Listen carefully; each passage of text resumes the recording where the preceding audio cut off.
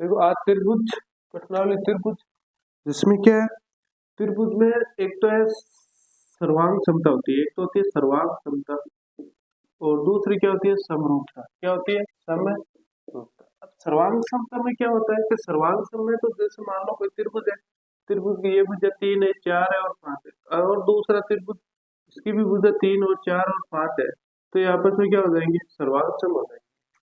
त्रिभुज में उनकी आकार आमाप दोनों क्या होना चाहिए? सेम होना चाहिए सर्वांग समता के लिए। और समरूपता के लिए केवल आकार की जरूरत है। जैसे ये त्रिभुज, इस त्रिभुज की क्या हो गया, ये भी त्रिभुज है, ये भी त्रिभुज है, तो त्रिभुज, तो ये त्रिभुज आपस में क्या हो जाएंगे? समरूप हो जाएंगे। मान लो ये त्रिभुज है, सॉरी ये वृत्त है, और ये वृत्त है, ये वृत्त है, तो आपस में अगर वृत्त वृत्त है तो आपस में क्या हो जाएंगे? समरूप हो जाएंगे। अब त्रिभुज के लिए एक कंडीशन होती है, एक तो कोण बराबर होना चाहिए। क्या होना चाहिए? कोण बराबर होना चाहिए। और दूसरी बात, इनकी भुजाओं का अनुपात, भुजाओं का अनुपात है वो क्या होना चाहिए? बराबर होना, भुजाओं का अनुपात होना चाहिए, वो होना चाहिए बराबर, तब ये क्या होंगे? आपस में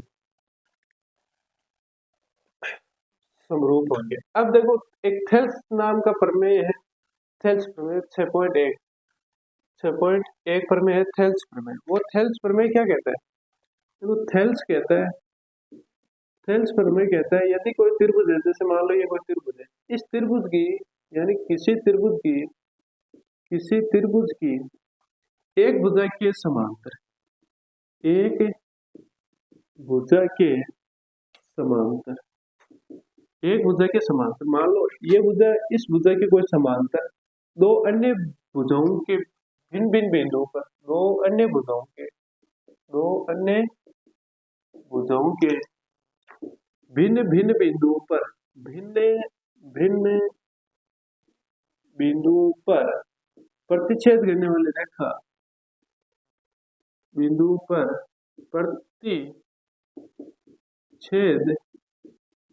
करने वाली रेखा, प्रतिच्छेद यानी ये कोई दो अन्य भुजाएं, दो अन्य भुजाओं को भिन्न भिन्न बिंदु पर प्रतिच्छेद करने वाली रेखा, इस त्रिभुज की भुजाओं का अनुपात क्या होता है? इस त्रिभुज की भुजाओं का अनुपात बराबर होगा, अनुपात क्या होगा? बराबर होगा। कैसे? देखो जैसे ये ए है, ये बी है, ये सी है, ये डी है और ये ई है, तो अनुपात का मतलब अगर ये समांतर है, कौन?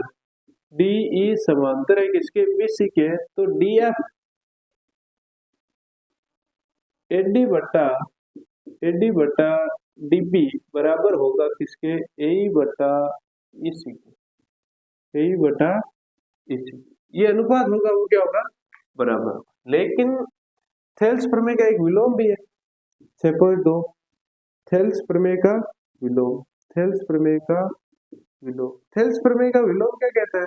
विलोम कहता है अगर अनुपात बराबर है, अगर किसी त्रिभुज का अनुपात, त्रिभुज की भुजाओं का अनुपात बराबर है, तो क्या होगा? तो उसकी जो भुजा है वो तीसरी भुजा की क्या हो जाएगी? प्रतिच्छेद करने वाली भुजा, जैसे डी ई है ना, ये समांतर हो जाएगी किसके? बीसी के, ये समांतर हो जाएगी बीसी के। इस प्रकार से थेल्स प्रमेय पूरी पूरी प्रश्नावली 6.2 थेल्स प्रमेय पर आधारित है। ठीक है, जो प्रश्न देखे, अब देखो प्रश्न को, जैसे मान लो PQR किसी त्रिभुज की भुजाओं P और QR पर क्रमशः बिंदु E और F स्थित है। जैसे मान लो ये कोई त्रिभुज है, ये त्रिभुज है P Q और R, इसकी भुजाओं PQ और PR पर क्रमशः E, ये PQ है, ये PR है, क्रमशः E और F कोई त्रिभुज है जो इसको काट रहा है, तो बताइए क्या EF समांतर है? EF समांतर है किसके? QR, यानी ये भुजा इस QR भुजा की क्या समांतर है क्या? वो तो अगर इन भुजाओं का अनुपात है वो हमारे अगर बराबर आ जाएगा, तो बराबर आ जाएगा, तो थेल्स प्रमेय का विलोम कहता है अगर अनुपात बराबर है तो तीसरी भुजा को प्रतिच्छेद करने वाली रेखा अन्य दो भुजाओं को प्रतिच्छेद करने वाली रेखा तीसरी भुजा की क्या हो जाएगी? समांतर हो जाएगी। तो देखो अगर समांतर करने के लिए इनका अनुपात है वो क्या होना चाहिए, बराबर होना चाहिए। जैसे दूसरे का पहला सवाल है, उसमें क्या कह रहा है, उसमें कह रहा है पीई बराबर कितना है 3.9 सेंटीमीटर और ई क्यू बराबर कितना है, ई क्यू बराबर है 3 सेंटीमीटर और पी एफ बराबर कितना है 3.6 सेंटीमीटर और एफ आर बराबर कितना है 2.4 सेंटीमीटर। अब इनका अनुपात लो, जैसे पी बट्टा पीई बट्टा ई क्यू अगर बराबर आ गया इसके पी एफ बटा एफ आर के तो ये समांतर हो जाएगी। पी का मान कितना है, पी का मान है 3.9 बट्टा ई क्यू कितना है 3 बराबर ये कितना है 3.6 बट्टा 2.4 3.6 बट्टा 2.4 ये कट रहा है क्या 3 से कितनी बार 1.3 बार बराबर ये कितना है ये पॉइंट से पॉइंट गया 12 का भाग 12 के 36 और 12 दूना 24 3 में 2 का भाग 2 कितना आ रहा है 1.5। क्या इसका अनुपात बराबर आया क्या, नहीं आया, बराबर है नहीं है, बराबर नहीं है, बराबर नहीं है तो इसका मान क्या हुआ, अगर आपके पास पी बट्टा ई क्यू बराबर या not is equal to P F बट्टा एफ आर के तो थेल्स प्रमेय का विलोम नहीं लगेगा और ई एफ समांतर नहीं होगी किसके किसके क्यू आर के, ई एफ समांतर नहीं होगी क्यू ई आर के, तो होगी क्यों नहीं, क्योंकि अनुपात ही सेम नहीं है। अगर अनुपात सेम आ जाता तो हम क्या कर लेते हैं, इसमें कह देते कि भाई अनुपात सेम है तो थेल्स प्रमेय के विलोम से ई एफ समांतर हो जाएगी क्यू आर के। अब अनुपात भी सेम नहीं है तो हम कैसे कहेंगे कि भाई ये समांतर है। अब जैसे दूसरे में कह रहा है कि पी क्यू बराबर 1.8 सेंटीमीटर, पी क्यू बराबर 1.28 सेंटीमीटर और पी आर बराबर दे रखा है हमें कितना 2.56 सेंटीमीटर और पी ई दे रखा है कितना 0.18 सेंटीमीटर और पी एफ दे रखा है कितना 0.36 सेंटीमीटर। देखो 1.18 ये पूरा है 1.28 और ये पूरा कितना है 2.56, ये मान कितना दे रखा है, ये दे रखा है 0.18 और ये कितना दे रखा है 0.36 यहाँ से लेकर यहाँ तक। अब हमें यहाँ पर ये मान निकालना है और ये मान निकालना है, अनुपात बराबर है।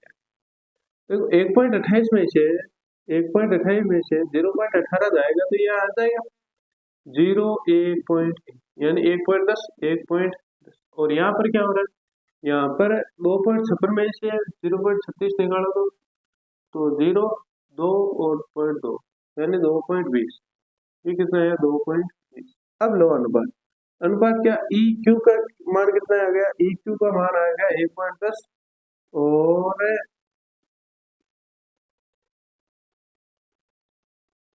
एफ आर का मान है वो कितना आ गया, एफ आर का मान आ गया 2.20। अब मान रखो, मान क्या रखना है, मान रखना है इनका अनुपात क्या है पी ई बटा ई क्यू बराबर लेकर आना हमें किसके पी एफ बटा एफ आर, मान रखो तो पी का मान कितना है, पी का मान है आपके पी का मान 0.18 बटा ई क्यू का मान है 1.10 बराबर पी एफ का मान है 0.36 बट्टा एफ आर का मान है 2.20। देखो पॉइंट से पॉइंट क्योंकि दो दस के बाद में पॉइंट है तो कर जाएगा, पॉइंट से पॉइंट गया, ये बचा 18 बट्टा 110, ये 2 से कट रहा है 9 बार 18 और ये कट रहा है 5 और 10 5 2 से 55 हुआ और ये देखो 4 से कट रहा है 936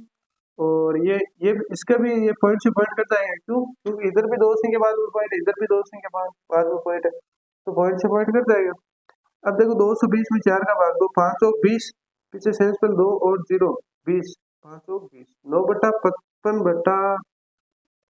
बट्टा 55 बराबर आ गया किसके 9 बट्टा 55 के। अतः क्या पी समांतर आ गई पी ई बट्टा ई क्यू बराबर आ गया किसके पी एफ बटा एफ आर के। अगर ये समांतर आ गया समांतर आ गया तो थेल्स प्रमेय का विलोम लगा। थेल्स प्रमेय का विलोम, थेल्स प्रमेय का विलोम क्या कहता है? थेल्स प्रमेय का विलोम कहता है कि अगर ये समांतर है तो ई एफ समांतर हो जाएगी किसके? क्यू आर के। ई एफ समांतर हो जाएगी किसके? क्यू आर के।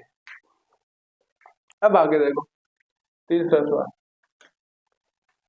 तीसरे में कह रहा है कि एल एम बराबर है, सॉरी एल एम समांतर है किसके? सीबी के, और एल एन समांतर है सीडी के। तो सिद्ध कीजिए कि एम बट्टा ए बी बराबर है एन बट्टा डी के। देखो एक कोई त्रिभुज बना लेते हैं पीछे, ये मान लो इस तरह का कोई त्रिभुज है, ठीक है। मैं यहाँ पर ए बी सी और ये हो गया डी, ये हो गया एल एन और ये हो गया एल एन एम, ठीक है। अब इसमें देखो दिया हुआ क्या है, सबसे पहले लिखो दिया हुआ